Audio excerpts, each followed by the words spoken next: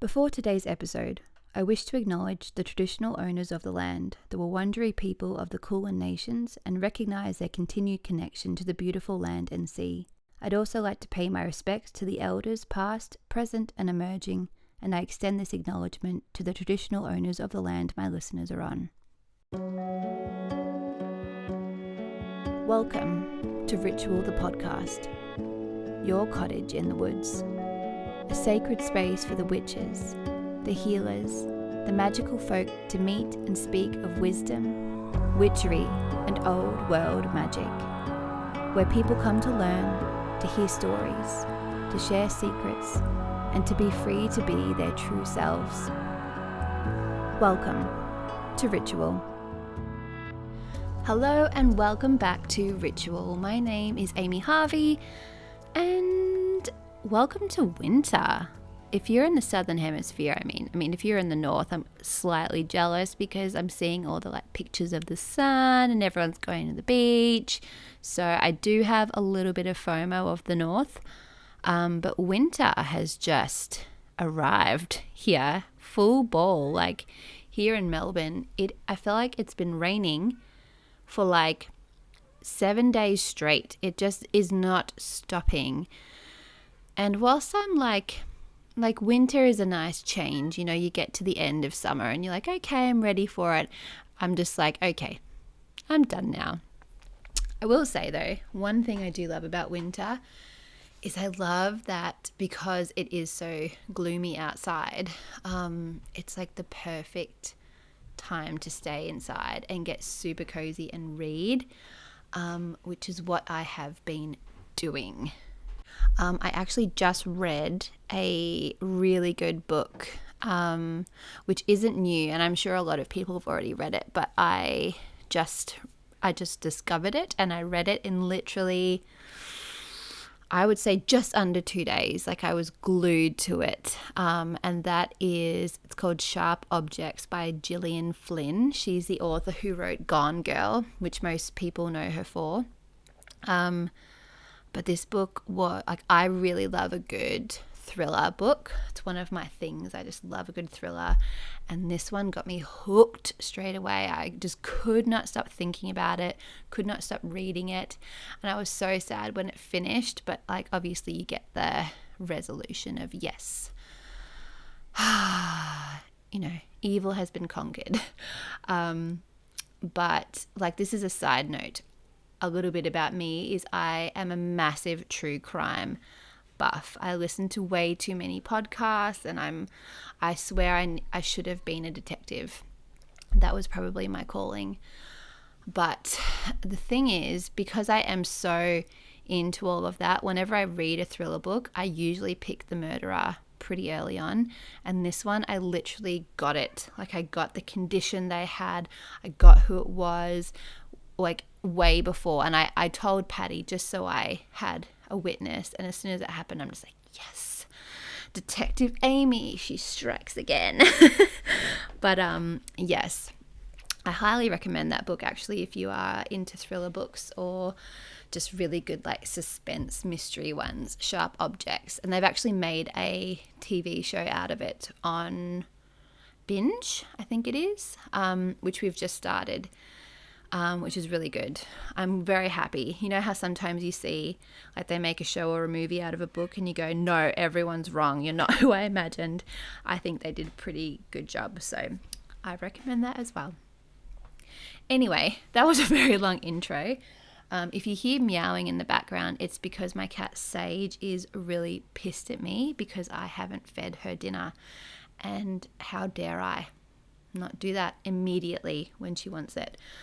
So just ignore her. She'll probably come and start attacking me any second. It's fine. She'll survive.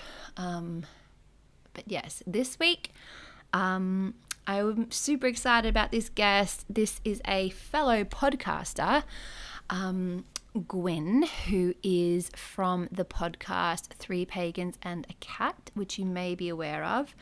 Another witchy podcast, which is it was actually one of the first I ever listened to, and I loved it because it's a family dynamic, and they're just really interesting, full of information, really good views, because everyone in the family has a different pagan path. So you get all these different, viewpoints about something like a Sabbath or, following a certain deity or whoever. So I was super excited to have Gwyn on, and she's just like the nicest person. I love chatting with her. So I think you guys will really like our combo. But let's just get straight into it, shall we? So today is very exciting for me. I love a good podcast, and it's something that I do every morning. I go for my walk, and half my walk is music and half my walk is a podcast. And I'm very, very picky about what I listen to. I really need to like vibe with the person. Otherwise, I just can't do it. So there's a very small amount that I really listen to, but there is one in particular I have loved for a long time. And now this is broken up into 3 parts because the podcast is a family. There's a dad, a mom, and an amazing ode who just has the most amazing brain. But today I have Gwyn. She is a eclectic green witch. She's a medium. She's a tarot reader. She's an author. And she's, there's just those people who are just like, they just feel like pure magic. That is how I feel about Gwyn. And I am so excited that she is with me today. So Gwyn, hello and welcome to the show. Thank you so much. I'm so happy to be here. And it's amazing. We were talking earlier about how Zoom allows us to be talking from on Saturday. I'm still in Friday. I know, so you're in the past. I'm in the past. There's time travel going on here.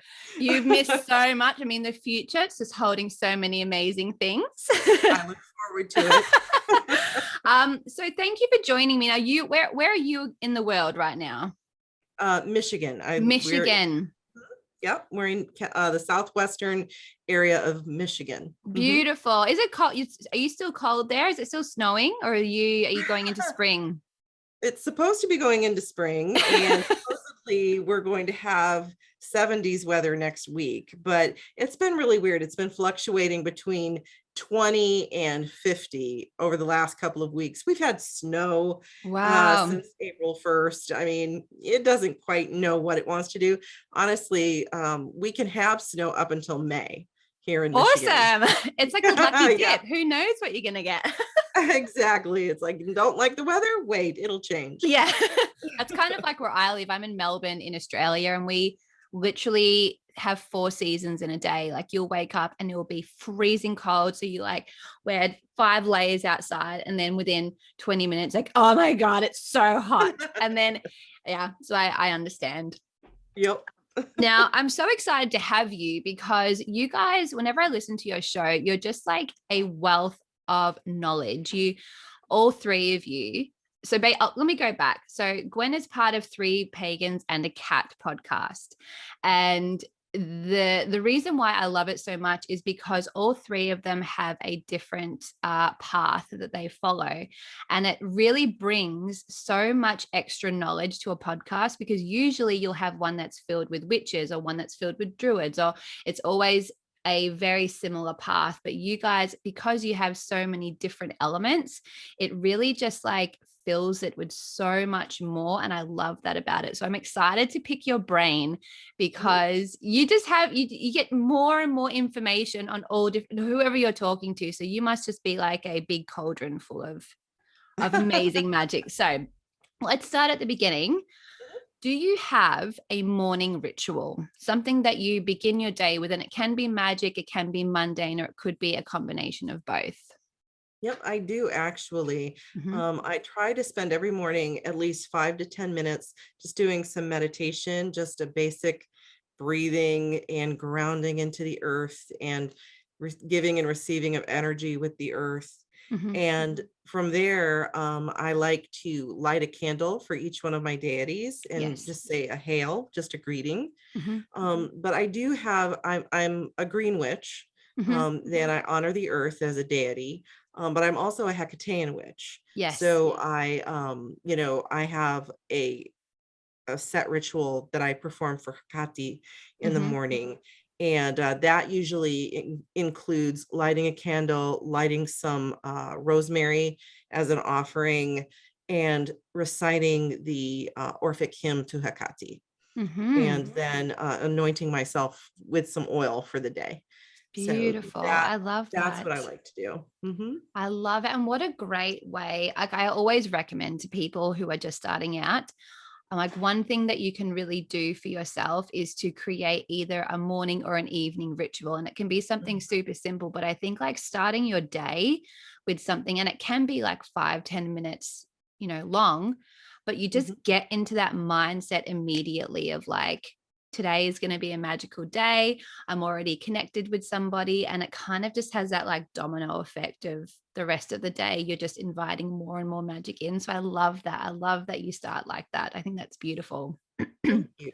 And it really doesn't take as long. It sounds longer than it actually takes. Yeah. It's a very short Mm. ritual, but it just adds so much to my day, as you were saying. So yeah, I definitely recommend, even if all you're doing is lighting a candle for a few moments and saying a short prayer or a hail, Mm. it means the world. Yeah, absolutely. It's even like, you can think about if you go outside and you see your neighbor, you could Mhm. just like walk past them and hop in the car, or you could just wave and then get in. And Exactly. there's still that acknowledgement. At least I've like just said a quick hello. You don't have to stop and have a 20-minute conversation. You can just wave your hand and then that's it. And that's kind of a similar thing. Exactly. And you're still establishing a kind of rapport, a relationship, so that if you do want to stop and have that 20-minute conversation, Yeah. you have that, initial morning wave to build on, Hmm. And they're And not like, so oh, look who wants to talk to me today. exactly, because you've already established, hey, I'm interested. I'm greeting you. You're someone who's part of my sphere of influence or within my orbit somehow. It's the same thing with deity and Yeah. or ancestor work or any of those things. We need to just put in that little bit of attention Hmm. to relationship, because that's what it is. We're building a relationship with these deities and these spirit allies and Hmm. our ancestors. Absolutely. Now, I will dive into that because I have some questions about that for Mhm. you. But I just wanted to start. What was your journey into witchcraft? Have you always been a witch, or did it come later in life? Like, how did you begin? It actually did come later in life. I was raised as a Christian, Hmm. and although as a child, I was very spiritual. I had supernatural, if you want to call it that, experiences or experiences with spirit beings. Yeah. And of course, being raised in the church, that was frowned on. So Yes. I didn't really talk about those experiences very much, but they were a part of my life from very, very early on. But when I was married and had two small kids, I was Hmm. really beginning to question Christianity and who I was and things of that nature. And so I had my two children were under the age of 5. So I would pop them in a stroller, and we had a library just down the road. So I would take them to the library, and the librarians must have seen a really desperate mom, because they would immediately snatch my children and say, hey, it's story time, Yeah. and give me about an hour to Hmm. go in the stacks and read or just have a moment to breathe. And I started researching different religions, because I'd always been interested, obviously, in spirits and psychic phenomena and things of that nature, because of my own personal experiences with spirit. But I really was interested in witches and witchcraft and magic and things of that nature. And so I started looking for books, Yeah. basically. And I ran across a book called Ariadne's Thread, a workbook of goddess magic. And that was really the beginning of my journey. It took a long time to get where I am today. Yeah. I had a lot of stops and starts. I had what my friend Elliot Director calls a Christian retrograde. um, Love that. for a time, because being raised in the church, you're programmed, right, Yeah. to believe a certain thing or to fear certain things. There's a And lot of even when guilt. exactly, so Hmm. much guilt. And even when you try to step away from that, it enters your thoughts, and it has you questioning what you're doing or feeling guilty. And so it was a process for me. Hmm. So I started my path really in, let's see, probably 2000, Yep. um, and started my journey first as a Wiccan, and then as a that didn't quite fit, so I was a traditional witch, and then I tried Christian witchcraft and Mm-hmm. things of that nature, and then I had my Christian retrograde. But when I finally embraced who I am as a witch, and that's Mm-hmm. really what it came down to, is truly embracing that religion that I was born into, that I was raised in. It just didn't fit, No. and it never really did. Mm-hmm. And I worked so hard to try to make it fit. And by the time, so around, I guess it was probably around 2016, um, that or 2016, 2016, Yeah. that I really just said, fuck it. Yeah. This just doesn't work for me. Mm-hmm. This is not who I am. Who I am is a witch. Yeah. I'm a magical being. I am a spiritual being who communicates with spirits, and I'm going to embrace that about myself. How And freeing. oh my God, it Mm. it really was. When I was able to finally just let all the past go Mm-hmm. and move forward into who I actually am, it was like the sun came out from behind the clouds, Yeah. and just illuminated my path. And I knew that I was going in the right direction finally, after many Yeah. starts and stops, but a lot of research and, years of, hiding things and being in the broom closet and things of that nature. I finally was free to be myself. And that's who I am today. Did you find, was there any negative, I guess, what's the word, feedback from it? Did you have people, especially growing up in a family that's Christian, what was it Mhm. like then telling that family, this is who I am and I can't be that version of myself anymore? Yeah, initially back in the 2000s, the response was not good. Yeah. And but now in the present, 20 some years later, honestly, I just said, this is who I am, Yeah. and I don't care what you think. Hmm. And my mother was the person who I cared the most what her opinion Of was. course. Yeah. And she always was, she was a Christian, but she had come to a point where she could accept me for who I am, even Hmm. though we have very different views. And she passed in last August. Hmm. But before she passed, she and I had many really good conversations about what she believes about the afterlife, what I believe about the afterlife. And I think we were able to come to an understanding. That's And I beautiful. was, oh, and when she passed, I was able to, to be like a psychopomp for her through Mm. Hecate. And it was beautiful. And even though I couldn't, openly say to my sister, I'm helping my mother, our mother, usher her into the arms of her, ancestors, Mm. I could do that privately. Yeah. And what was really great too is we worked with a hospice, and the chaplain was very interested in what my beliefs were and incorporated that into the final blessings that we had at Wow. That's bedside. big. It was huge. It was Yeah. huge. So What an I really, open-minded person to do that. mm-hmm. Absolutely. I actually gave her some prayers and some things. And while she didn't specifically use those, she chose prayers that would reflect my beliefs, even as they Mm. reflected the beliefs of my mother and my siblings. And it shows you that you can join together. There doesn't have to Mhm. be that divide.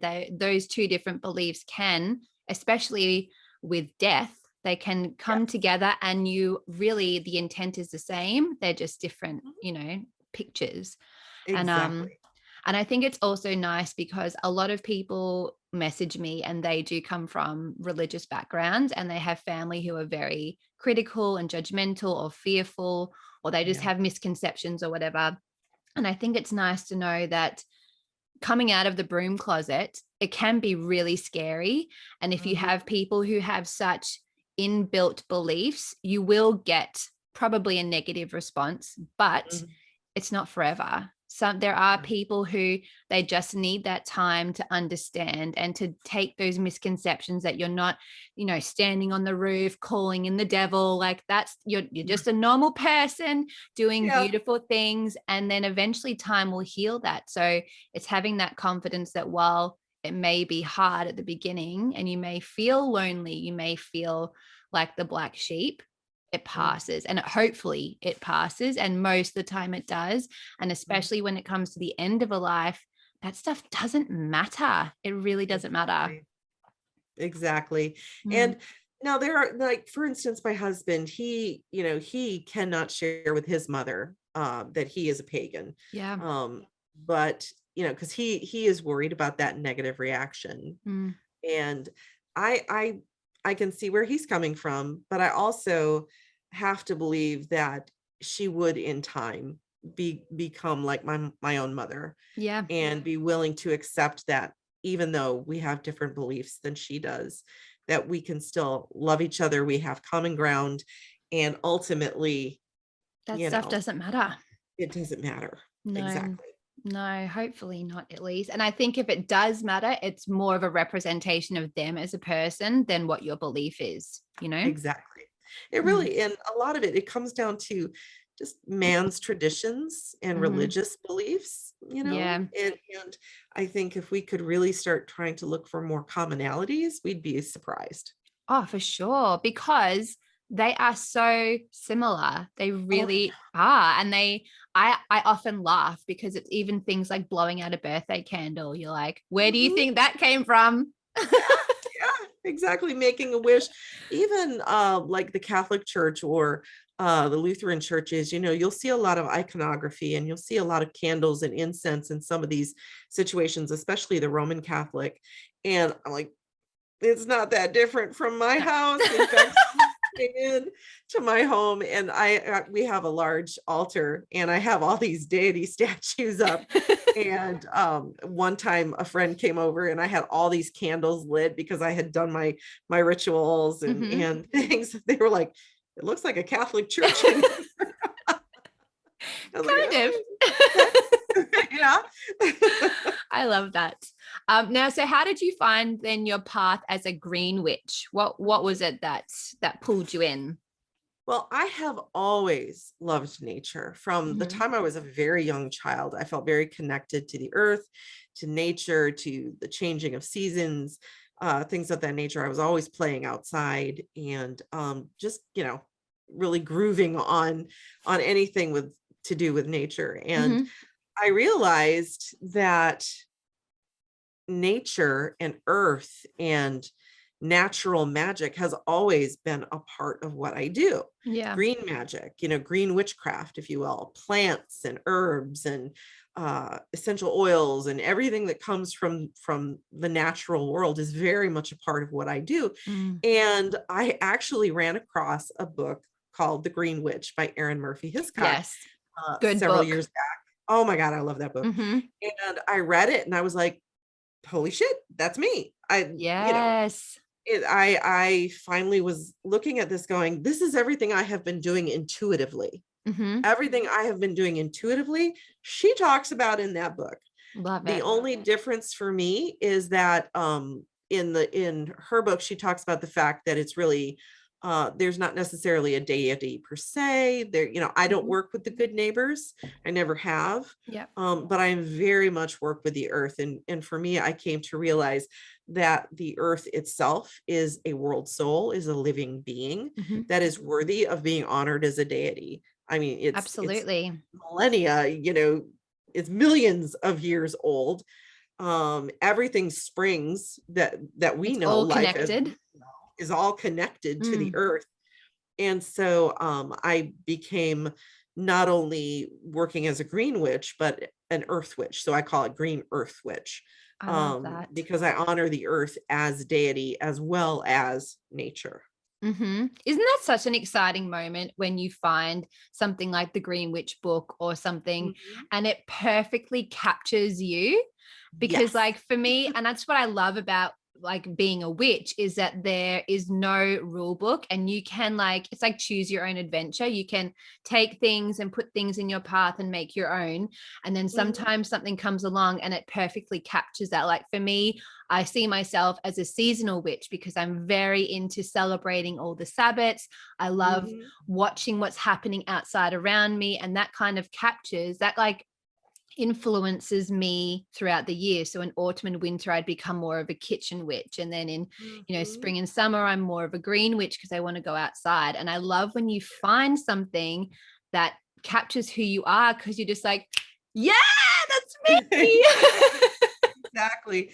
And it's like, for me, like I love plants. My house is filled with plants. If I could have more plants, I would. Oh yeah, always. Window space for it. Yeah. I don't have the good windows. And my family is always like, Mom, do you really need another plant? And I'm like, yes, I do. These are my allies. Of course I do. And it's so funny. And the thing I tell people though is that you don't have to have a green thumb. You don't have to grow plants and herbs and things like that to be a green witch. You just work with nature, just have respect for it.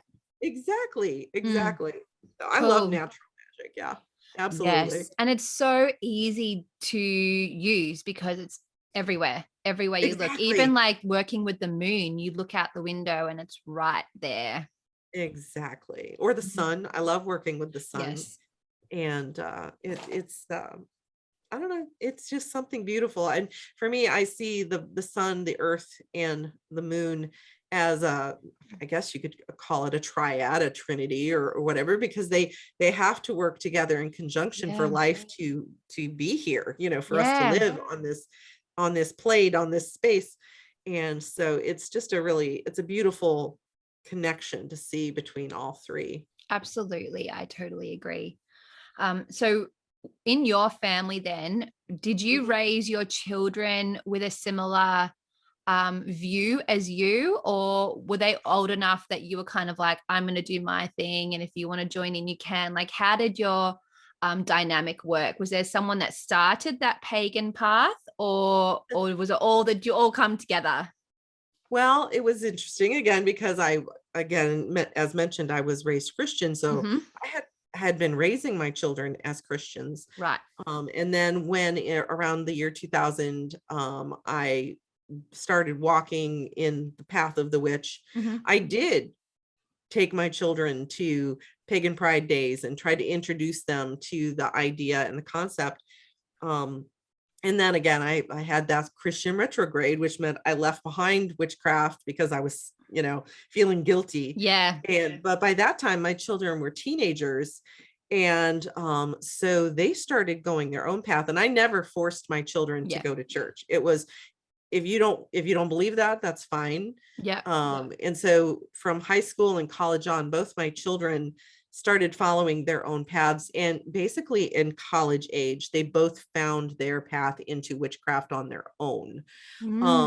Ode, it was probably a 10-year process of just looking at different things, because they're very cerebral. They research everything. They love to research. And so they knew Christianity wasn't right for them because they had tried that as a child. And as they got into teenagerhood, they realized that Christianity didn't work for them. And they remembered that I had taken them to these pagan, to these pagan things, and they were interested in witchcraft and things of that nature. And of course I did teach some witchcraft to Ode. Yeah. And so they started going, doing their research, and ultimately they found heathenry. Yes. And became a heathen witch, basically. And my other child, my youngest, my son, he found Wicca in college and realized that Wicca didn't really fit him, but it was a starting point. And he started exploring different things, and which eventually, just through experimentation, leading of the deities that he works with, that type of thing, he realized that he was a hedge witch. Interesting.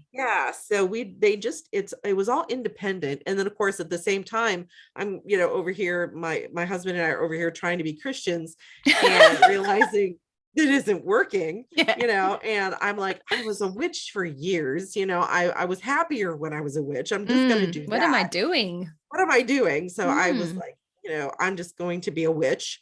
And I had several conversations with Ode about that. And they were like, no one said you had to stay in the religion No. that you were born with. If it's not working for you, change, Yeah.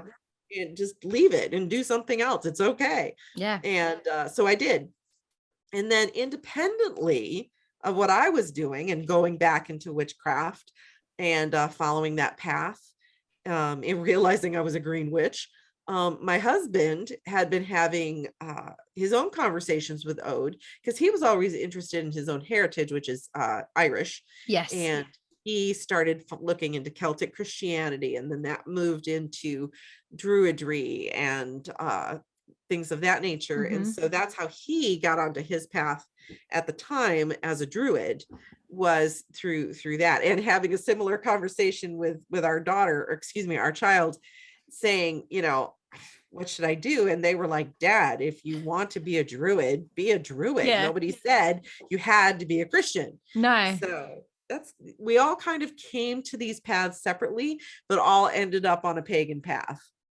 You know what? Like, this is the thing I think that really drew me into your podcast is I love how much support you have for each other in like really embracing your chosen path. Like I absolutely love that you're like, believe whatever you want to believe. You believe what you want to believe. I'm going to figure it out too. And then we're just going to like bring it together. And I totally support you 100%. And I think when you're coming from a family that, or I guess a religion where there is a lot of judgment and there is a lot of like guilt and all of that. And I think even not even just with religion, I think from any experience that you've had in your life, you learn what it feels like and you go, I'm never going to do that to my own children. Like I've had things in my life that I've gone, I know how crap that made me feel as a child, and I know how damaging that can be. So I'm never going to do that to my kids. And I love that you guys have such a like comfortable, open space that you can just express yourself and believe what you want, and it's totally accepted. I just love that about you guys. I'm glad that we were able to move into that. It took time, it took work, it took conversations to be able to do that. And I'm glad that we all came to that place where we could, and as I said, even as a Christian, I never wanted to tell my kids they had to go to church, because that's what happened to me. I've thought about it a lot over the years, and I realized around the age of 16, I had said to my mother, I don't want to be a Christian anymore. I don't want to go to church anymore. She lost her shit, Really? and lost her shit and got angry at me.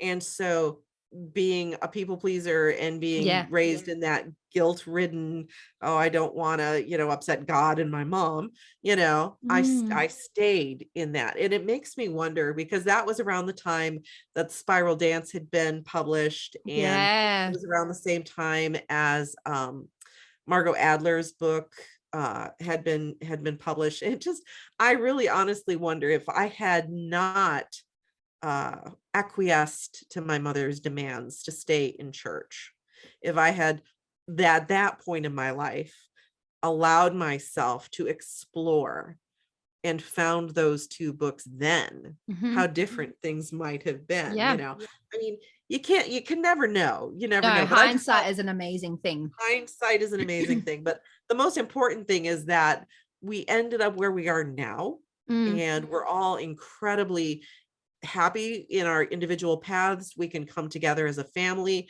talk to each other about our individual beliefs, about magic. We get together, we perform ritual together.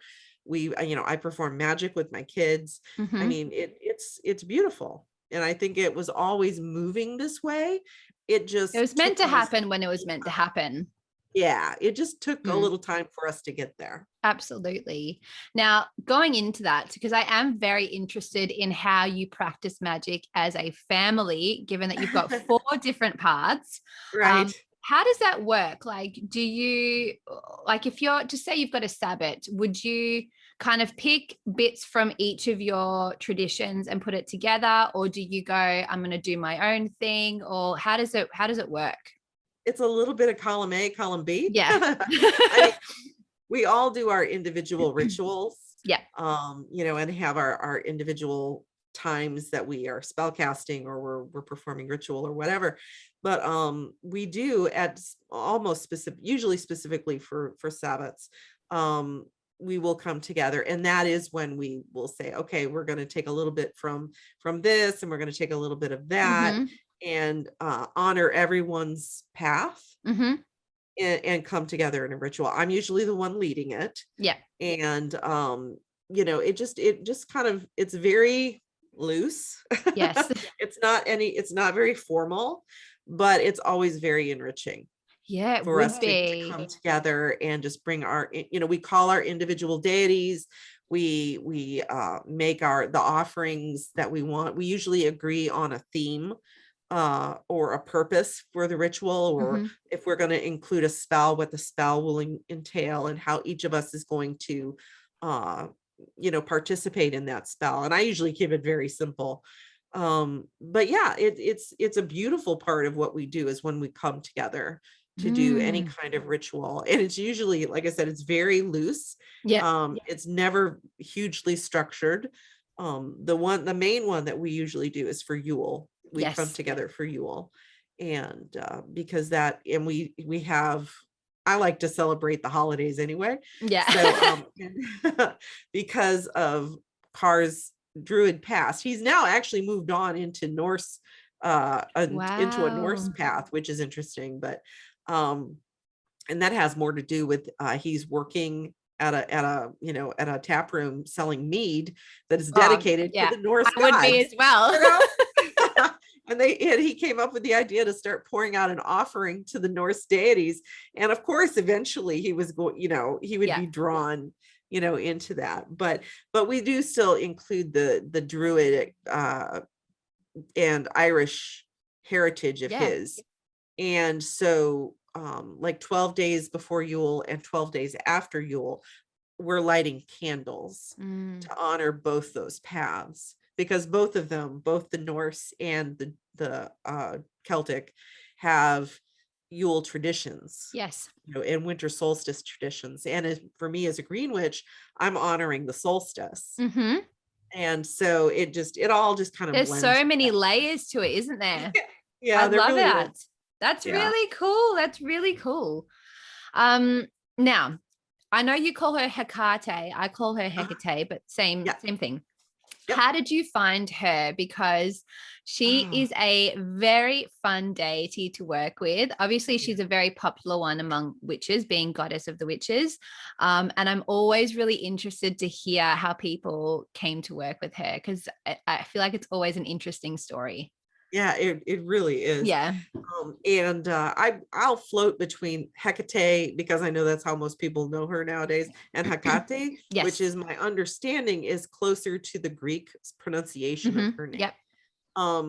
So, and it just somehow naturally it feels more natural to me. To call her Hecate. Yep. But anyway, it was years ago, way back in the early 2000s. And I was performing a crossroads spell. And I obviously knew Hecate as a crossroads deity. Yes. And a liminal deity. And so I approached her for assistance with this particular spell. At the time, I didn't really know much about her. It was pretty much the bog standard, what people thought, that, she was ghosts and liminal spaces, underworld, that all idea the spooky that she stuff, was a crone, kind of thing. But it just felt right to contact her, to call out to her, to make an offering and ask for her assistance for this spell. And I remember when it happened, I was surprised, because all of the information I had about her was this crone energy, kind of this spooky, scary crone energy. But that's not what I was feeling at all when I was doing this spell. I had that sense of a maiden or a younger entity, that younger energy, but also very ancient, this very ancient deity. And that so I had called out to her. She worked with me. She answered that call. And then I went along with my life, Yes. just doing my thing.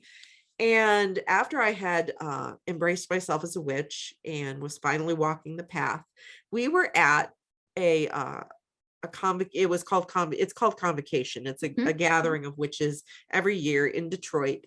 And my family and I were there. Please excuse me, I have a cold, so I Me feel like I'm too. getting Me really too. I nasally. hear you. Uh, but I we were at this meeting, this convocation, and I went to a ritual for the goddess. Mhm. And it was led by what is her name?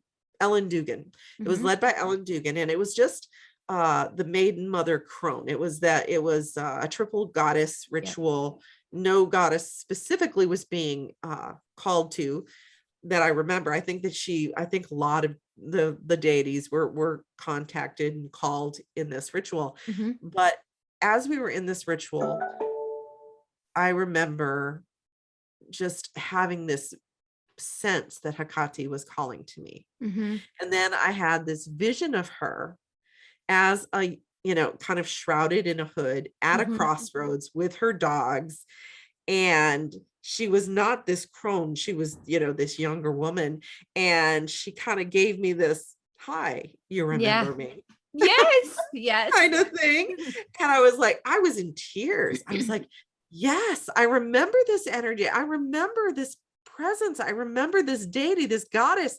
I remember Hecate. Mhm. And I said, yes, yes, I remember you. And she's like, okay, good.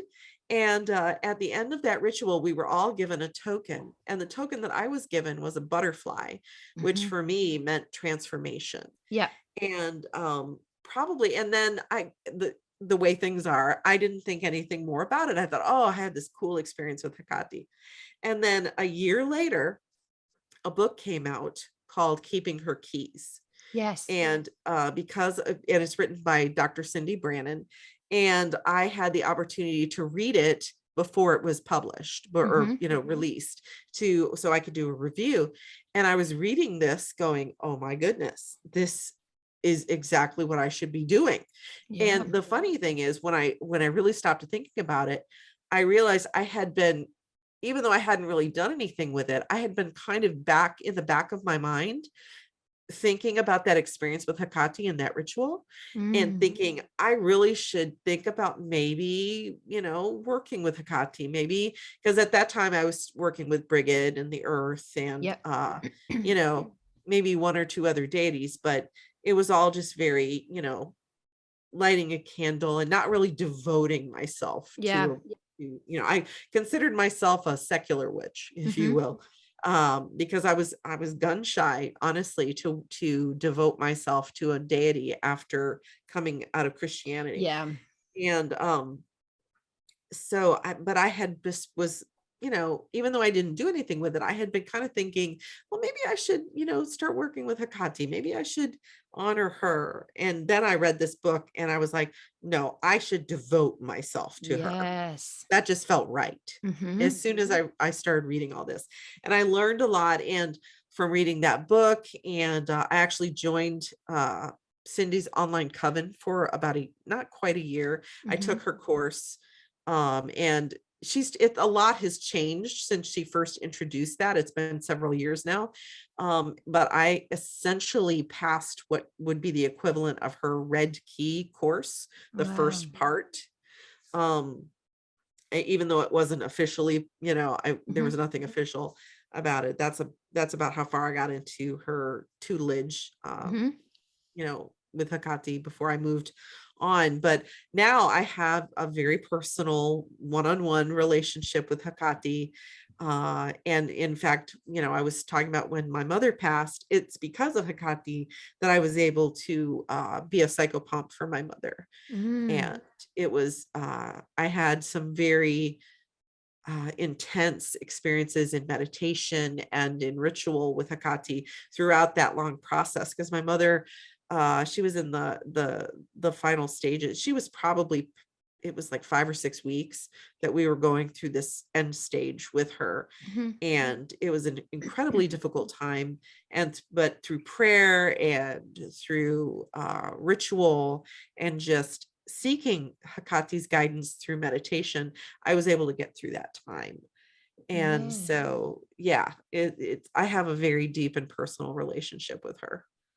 I love that you said that about her, how people often say she is like that crone energy, Yeah. because I never connected with her at all. People would always be like, yes, Hecate, Hecate, Hecate. I'm like, I'm just not there. Like I just don't have Yeah. that connection. And I had been working with Bridget a lot. She was my first kind of friend, I Yeah. guess.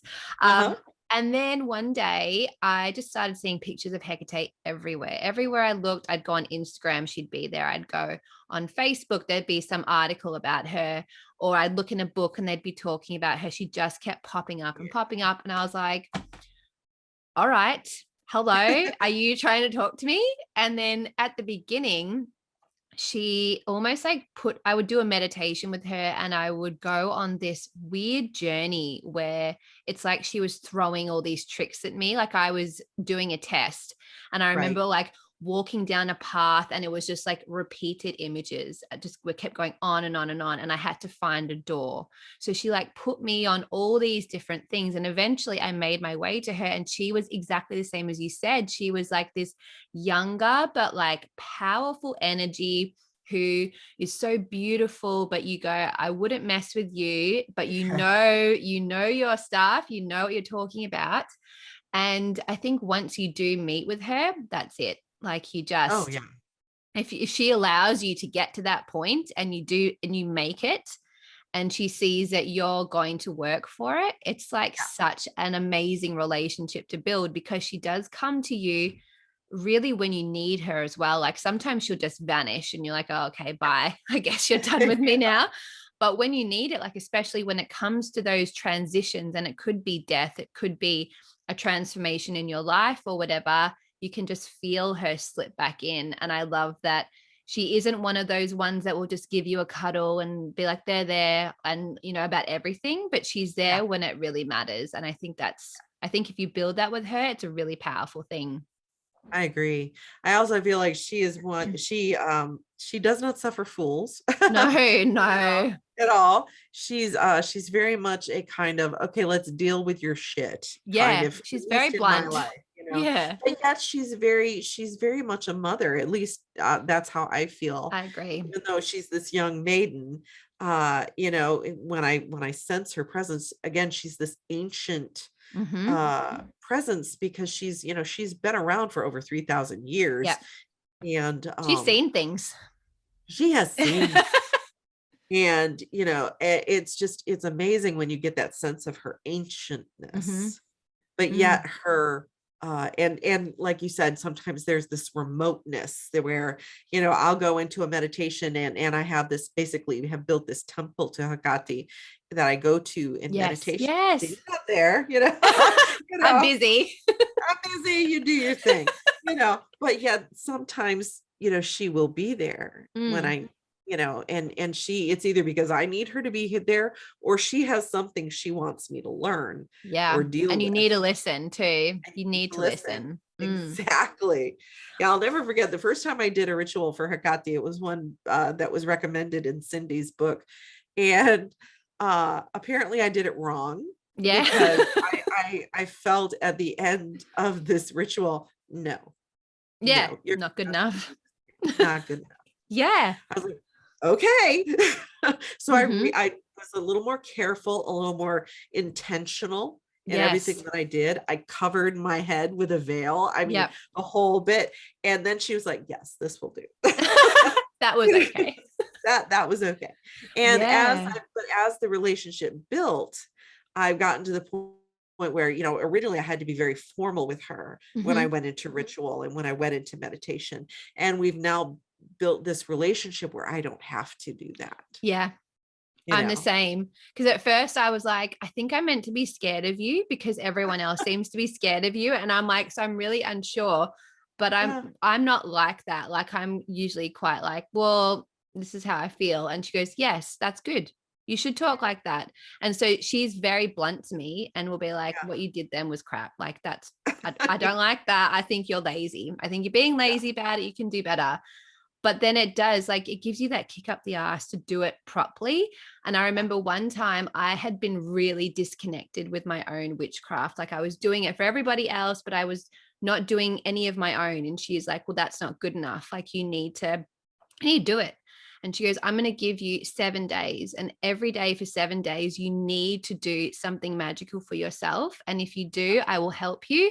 And if you don't, there's a consequence. And I messaged my friend after, I'm like, this is what she said. And she goes, you better bloody do it. You better do it. That's true. That is true. Yeah. She can be tough. She is the mother, and it's funny because I don't find her frightening at all. I never have. Even when I did that initial crossroads spell with her in the dark and a crossroads, she's supposed to be scary. I did not fear her. I respected her, so it's always funny to me when I hear people say that, they're scared of her. It's like, sure, she's intimidating. Don't tell her that.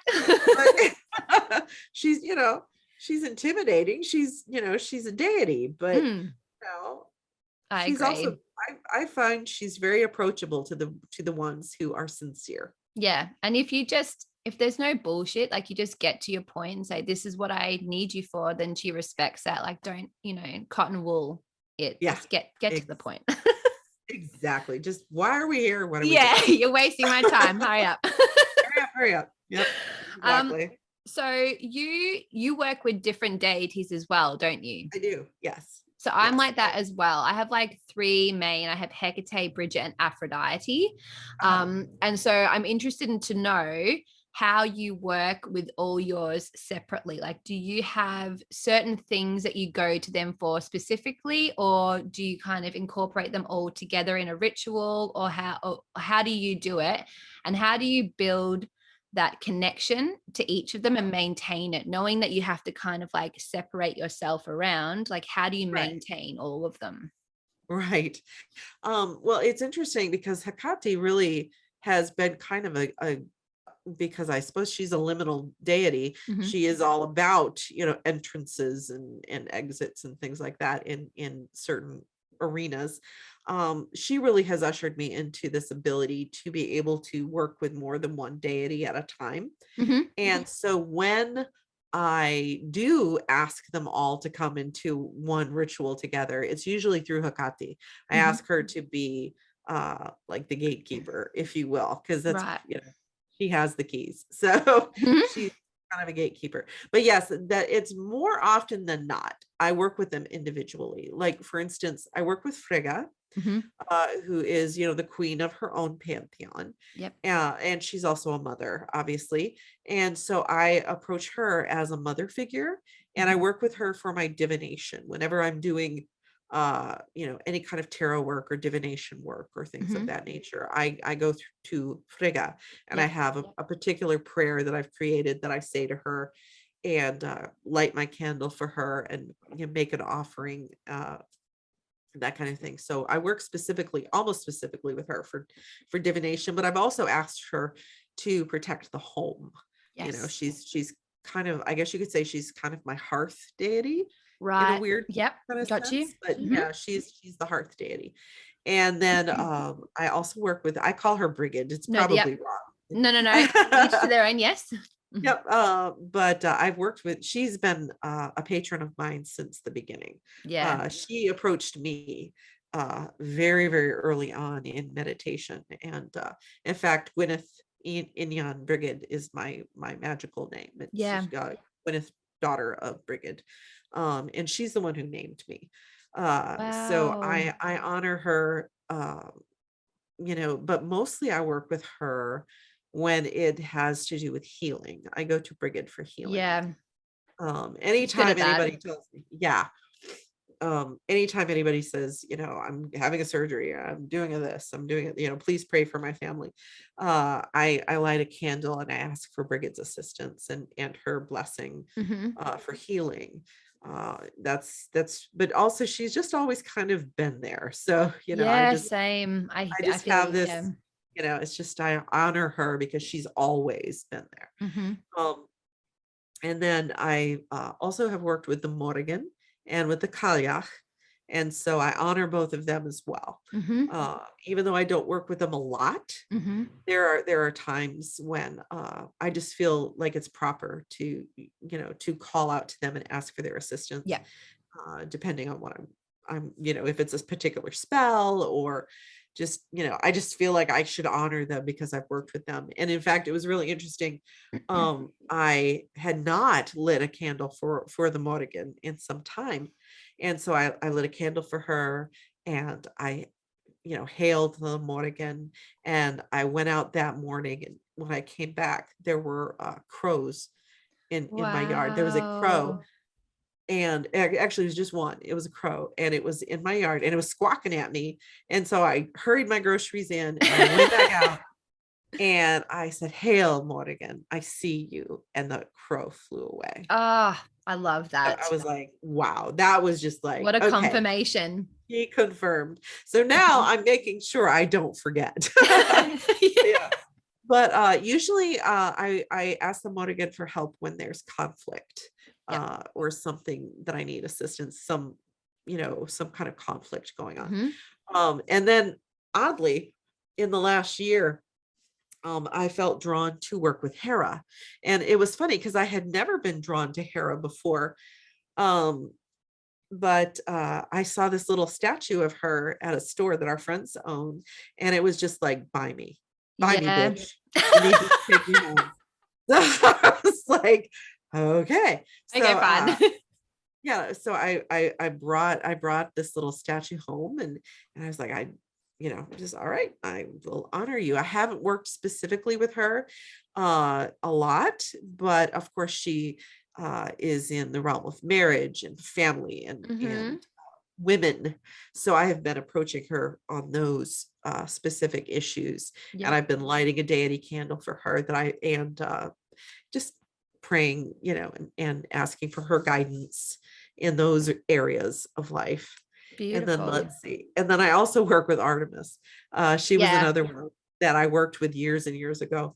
And so whenever I do any kind of moon work, I, I Yes. seek I Yes. seek Artemis and Luna and Hecate. So yeah, I work with Beautiful. a That's lot. good. It's good to have that because you over time you do like I work with Artemis. I just sometimes I don't even work with her, but whenever there's a full moon, I always light a candle for her just to be like, thank you, I see you. Yeah.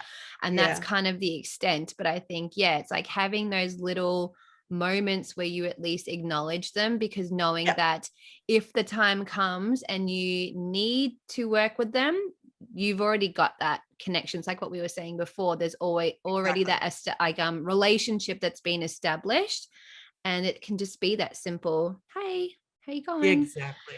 Exactly. Do you have on your altar? Do you have a space for each of them, or do you have a different area in the house, or what do you do for an offering space? We have a main altar in Mm-hmm. what would normally in most houses be a dining room. That's where we have our altar. And Mm-hmm. each one has let's see, I have plus Carr has a couple of deities from his druid path, Yep. Carnunos and the Dagda. We Mm-hmm. have them, a space for them, who every now and then I feel bad because he's moved on to the Norse deities, so I'll light a candle for them too. So Yeah. I'm like, I'm sorry, you guys. We still I'll love light a you. candle. But so I have Hecate has a big space on my altar. Yeah. And then of course Brigid and the earth deity and these others. But then our house is an old farmhouse. It's a 132-year-old farmhouse. Wow. And the dining room where we have this main altar has like this little shelf above it, Mm-hmm. and just built into and so I have my little shrines, my little altars to Hera and Artemis, and another one for Brigid, she gets two, Yeah. and and the Morrigan and the Kaljach are all across there. And then I Beautiful. have earth deity altars, kind of sprinkled throughout the house, wherever my plants are. I And want to see your house now. It sounds amazing. and then the icon I have for Frigga is a very small one. It's about this big, and it fits perfectly in my kitchen window.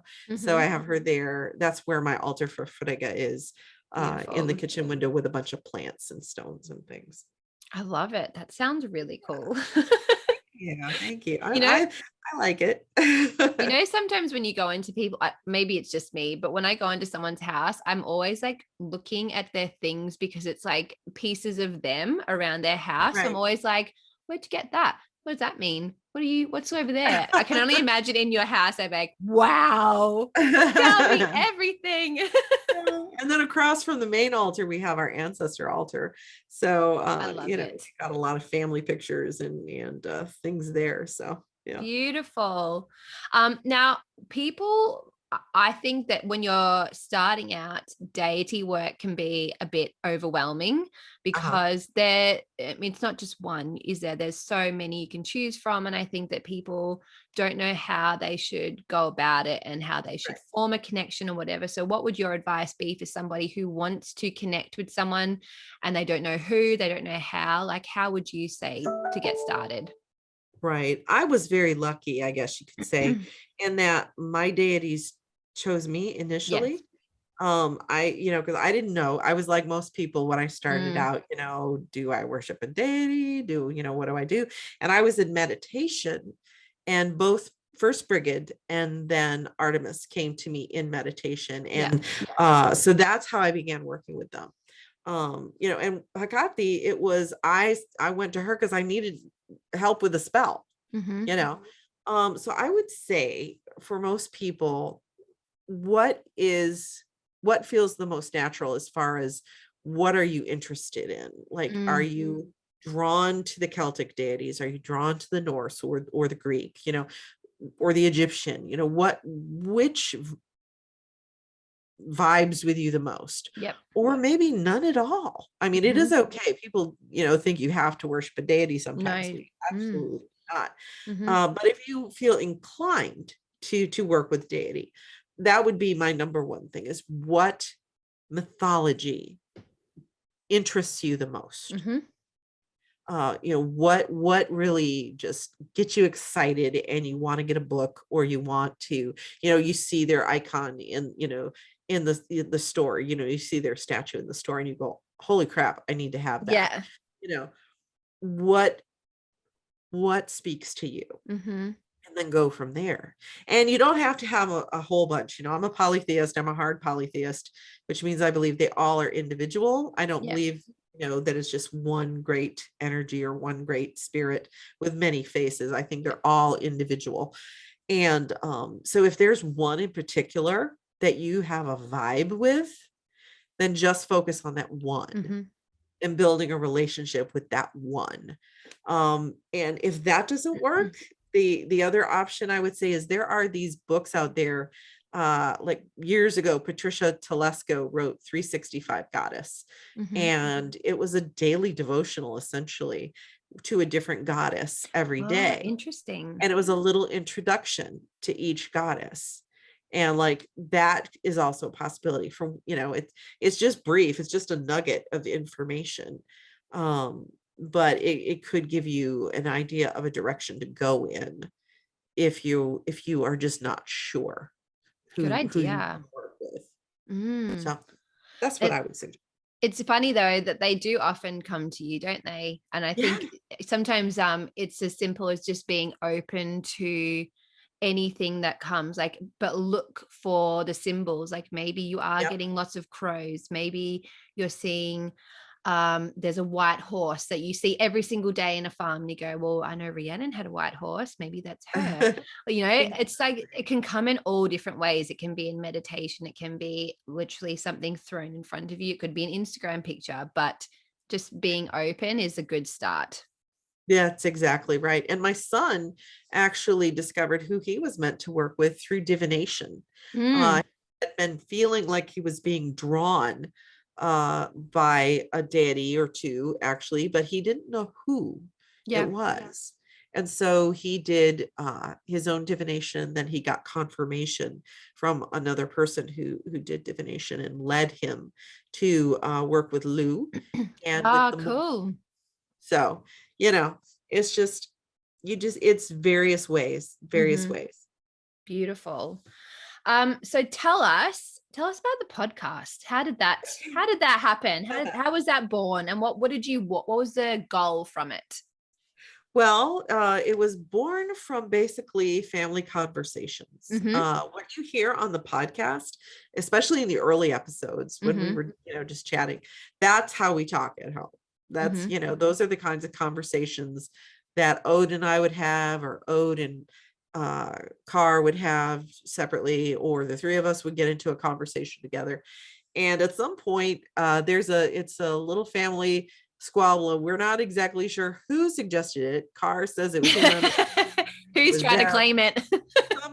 somebody suggested that we do a podcast so that we could have a record of our conversations, but also that if people were interested, that they might contribute their own ideas. Because one of the things that we've always said from the very beginning is none of us are experts.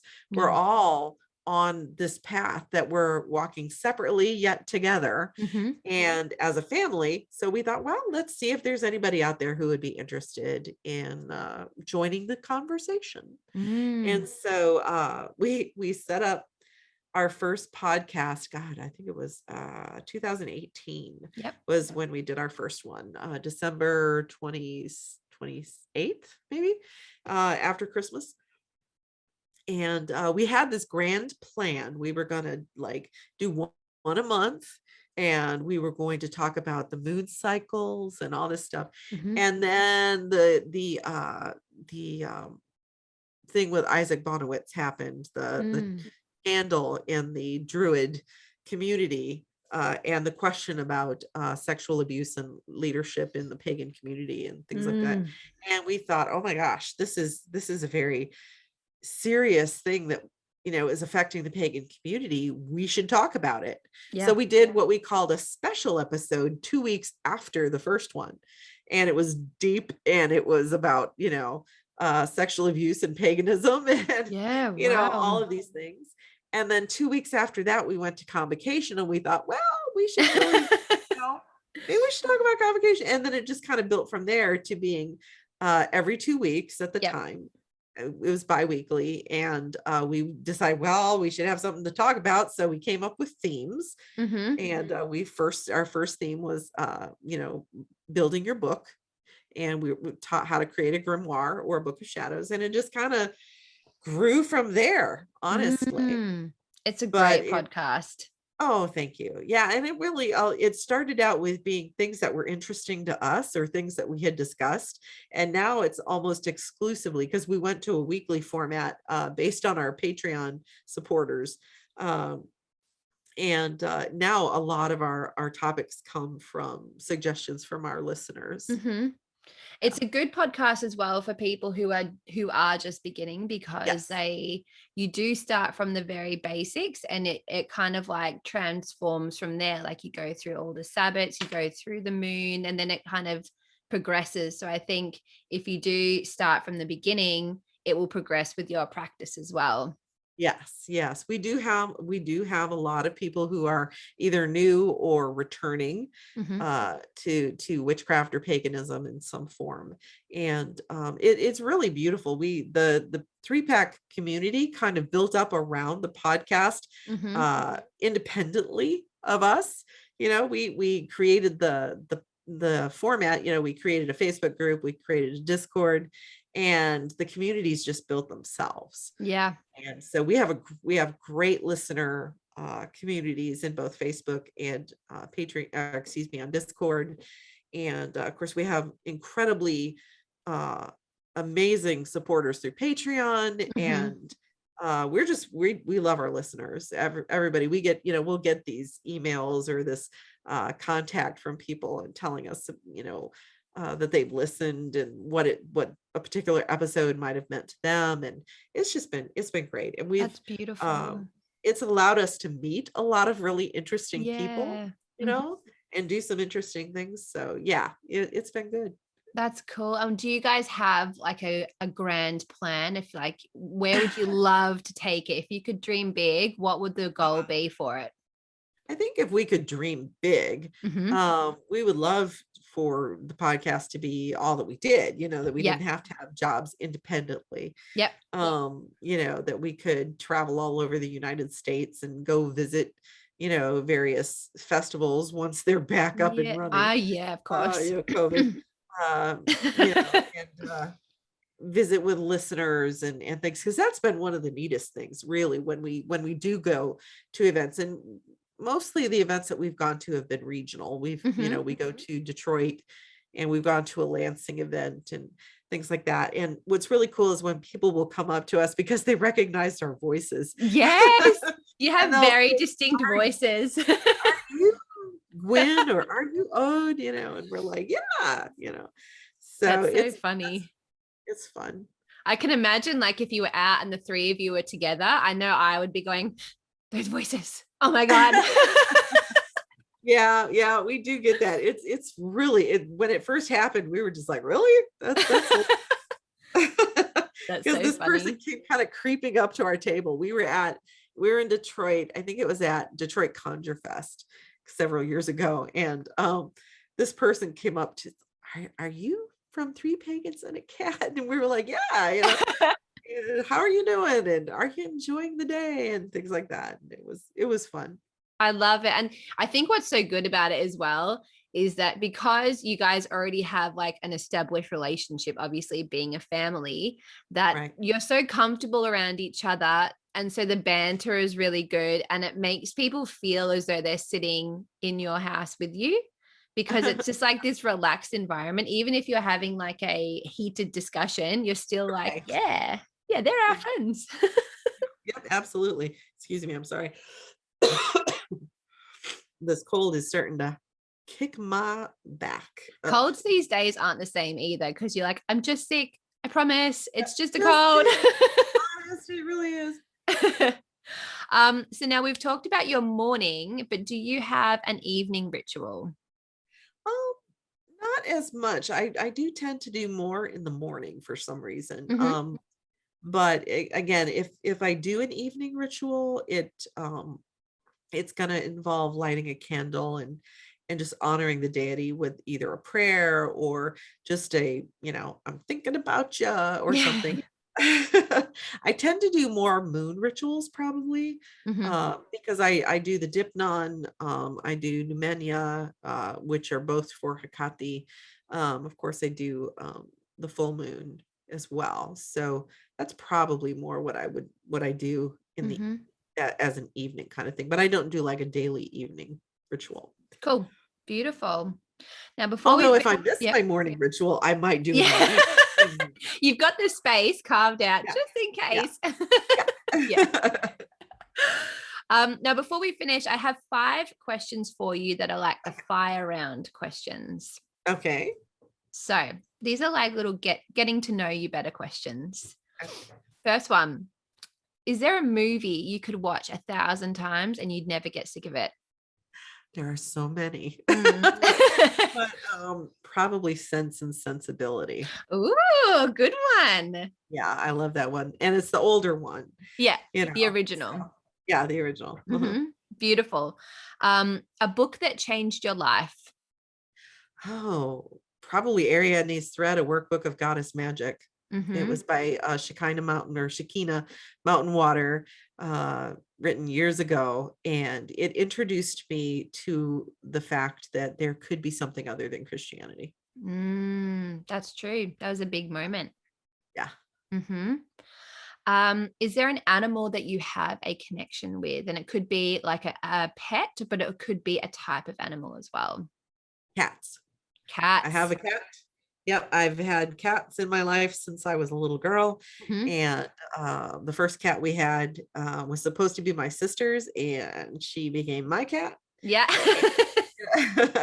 And it was just, I've always had a really strong connection with cats, and including to the cat we have today, whose name is Balthazar. Oh, cute. But the three pagans and a cat, people are always asking, where's the cat? Who's the Yeah. cat? That cat was actually a cat named Shadow that my husband got for me when we were first married. Mm-hmm. And he was a black cat that lived to be about 19 years old and Wow. blind and, the whole thing. But he was just a wonderful cat. And I have always, especially when my mother still had her place and I could go out and visit her, I always felt his presence. And everybody in the family had a very special connection to him. So that's why it's three pagans and a cat. So yes, Oh, cats would beautiful. be Cats. the animal that I have the most relationship with. I love that. Cats are funny, aren't they? Like I've They always had a are. cat as well. And they yeah, they're kind of like Hecate in a way where they're like, I'm just gonna do what I want. I'll sit Yep, with you when I feel like it, and that's you will right. love me. That's right. That's correct. It's like that first cat that I had when I was a kid. Her name was Blanche. Oh, And nice. and she was very aloof. She was one of those, leave me alone kind of Yeah. cats. Anytime I was upset or scared, she would find me. Yep. She always knew. Yeah, our cat at the moment, her name's Sage, and she's like such a witchy. She's like a black cat. She's super witchy, and Uh-huh. we rescued her, and I wanted a cat so much, and I love her. Like I'm the one that feeds her. I give her everything, and she just does not give a shit about me at all. She goes for my daughter who's 6, and I'm like, it's such a weird abusive relationship because she like flings her around, but she keeps going back for more, or she like Uh-huh. flirts with my husband but with me she'll like attack me for no reason. Oh, how funny. But at the start of the year we had some like serious crap that was going on, and I was just really low, and she sat with me every single day. She did not leave my side, so I'm like, okay, fine, I Yeah. respect you. Yeah. Thank you. Yeah. um if you could travel anywhere in the world right now, where would you go? Oh, probably Ireland. I would Yes. love to go to Ireland. Mm-hmm. We had the opportunity when my son went to school. He went to school in England. Mm-hmm. And so we were able to go to London and Manchester, but I would really love to go to Ireland. Anywhere in particular? I'd probably love he spent time in Belfast. So I Yes, my would love to go to husband is from Belfast. Belfast. Mm-hmm. Okay. I would love to go there and see because he did his dissertation for his master's on the artwork, the street art. Mm-hmm. And I'd love to see the street art in Belfast. Yeah, you should go as well. We went to a place called Kildare, which is where Yeah. Bridget's flame was. And Yes. it's amazing because they have the pit and only women are allowed to go in there. And it's, Yeah. oh my gosh, the energy around that place is full on. You would love it. Yeah. I hope to go one day. Mm. And the last one, what does happiness look like for you? My family, Mm-hmm. honestly. That's Mm-hmm. that's what makes me happy. Next would be my, plants and just enjoying Yes. the little things, noticing the little things throughout the day. Beautiful. I love that. Thank you so much. And where can people find you if they want to connect with you more? Like, you've got a Okay. book as well, don't you? Well, no, not yet. Mm-hmm. I blog on Pathos Pagan, Mm-hmm. Three Pagans and a Cat blog, and I'm still working on Green Earth Witchcraft, the book. I'm Yes. hoping that we'll be able to get finished. And but you can reach me at Gwyn at threepagansandacat.com. Mm-hmm. You can find me on TikTok, which is Gwyn 3pack, Mm-hmm. which is 3PAAC. Mm-hmm. And yeah, obviously threepagansandacat.com, which is the number three pagans and a cat.com. Beautiful. You can find me on Facebook as Gwyn. You're Okay. everywhere. Yep. I Oh, love and it. And Instagram. I'm all just Google me. I'll As I'll my put all the husband would links. say, just Google me. You'll find me that way. The book, your book will be amazing. I'm going to be the first person waiting to get it because like I love talking to you. Like I said, your mind is so magical, and I'm sure that everyone's going to just gobble up everything you have to say. Oh, thank you. Thank you. I appreciate it. No, thank you so much for being here, and yeah, just keep being amazing. Oh, thank you. I really have enjoyed talking to you. I appreciate just the opportunity to do this. And I just hope you have a very goddess blessed day. Oh, thank you. Thank you so much. Bye. There you go. There is Gwyn from Three Pagans and a Cat. Isn't she just so cool? I love talking to her. I just like, it was so fun. So definitely go and check out her podcast. It's definitely a really, really good, informative one. As I recommend going from the beginning as well, like from the very like episode 1 and up, because it kind of like you go along with their progression of their own path. So if you're just starting out, it's a good. I always recommend starting at the beginning because that's usually where they're at as well. So do that, jump over and give them a follow. But I hope you enjoyed this episode. Thank you so much also to everybody that's been sending me messages and letting me know that you started following and listening. It really means a lot. Like, obviously when you do these things, you don't get immediate feedback from people. So getting your messages is really nice, and it just kind of, it's very encouraging because, you know, you go, hello, is anybody out there? And then you get a message going, yes, I'm here. It's very nice. So thank you so much. If you're one of those people who have sent a message through, I really, really, really do appreciate it. And of course, if you would like to follow me, you can find me over on Instagram at Wick and Sage. You can watch this interview, if you're not already, on Rosethorn Cottage on YouTube. And then you can also join me over on Patreon, where we have this amazing group of witchy-minded magical folk who we just dive into all different kinds of magic, and where I'm going to organize our Yule party. That's one of my goals for the coming week. We're going to have a little Zoom Yule party and get to know each other better. So, you know, just get into the Yule spirit because it's not far away now, and it's fun to be around like-minded people. So yes, definitely check that out if you're keen. But otherwise, I hope you have a beautiful week, a beautiful weekend. It is going to be Thursday when you're listening to this. But if not, whatever day you listen to it, I hope it's a really good one. And I will see you very soon. Bye.